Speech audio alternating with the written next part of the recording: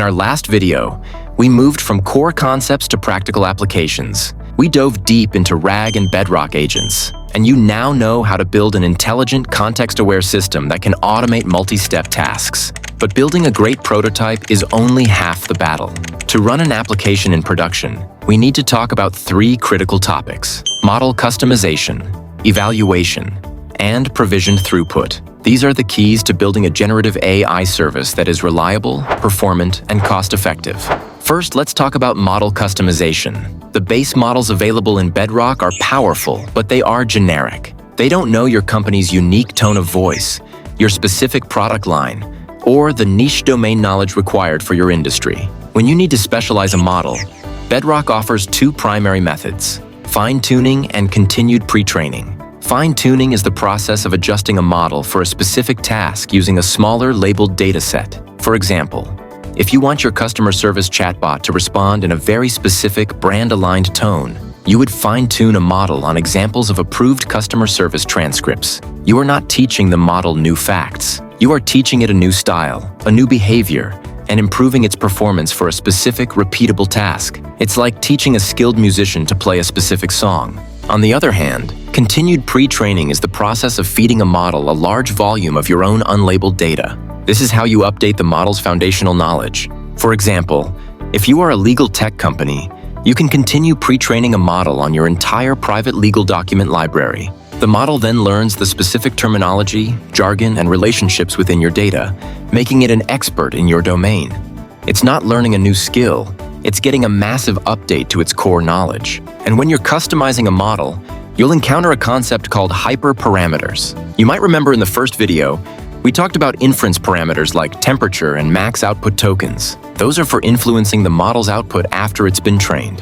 Hyperparameters are completely different. They are the values you set to control the model's training process. For example, when you fine-tune a model, you'll set hyperparameters like the number of training epochs, the learning rate, or the batch size. These values are crucial because they directly affect how the model learns and ultimately the quality of your customized model.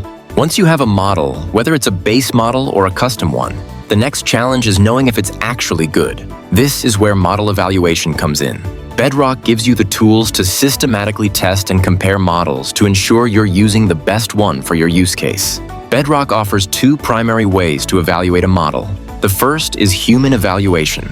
This is the gold standard for subjective qualities. You can provide a set of prompts to different models and have human evaluators, either your own team or one managed by AWS, rate the responses based on things like tone, creativity, style, or brand alignment. Human evaluation is the best way to get nuanced feedback that an automated process can't. The second method is automatic evaluation. This uses a large language model, often a very powerful one, as an evaluator or judge to assess another model's output. Automatic evaluation is perfect for objective metrics. For example, you can have a judge model check for hallucinations or factuality by cross-referencing a response against a source document. You can also automatically check for toxicity or refusals to answer, which are critical metrics for responsible AI. Bedrock even provides built-in prompt datasets and metrics for common tasks like question answering and text summarization. This makes it a great way to quickly run objective tests at scale. Finally, let's talk about moving to production and managing a consistent user experience. This leads us to provisioned throughput. When you first start building, you typically use on-demand pricing.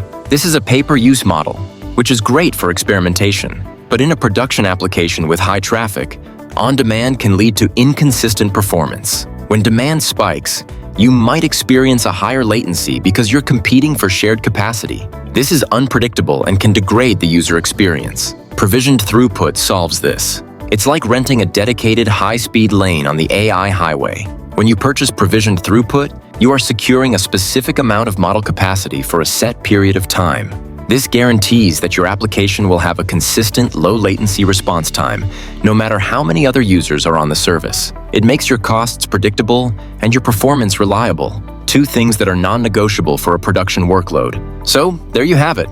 We've gone from the core concepts to the essential features for production use. We've learned how to customize a model, how to evaluate its performance, and how to guarantee consistent latency with provisioned throughput. You now have the knowledge to build a full-fledged enterprise-grade generative AI application on Amazon Bedrock. If you found this video series helpful, please like and subscribe.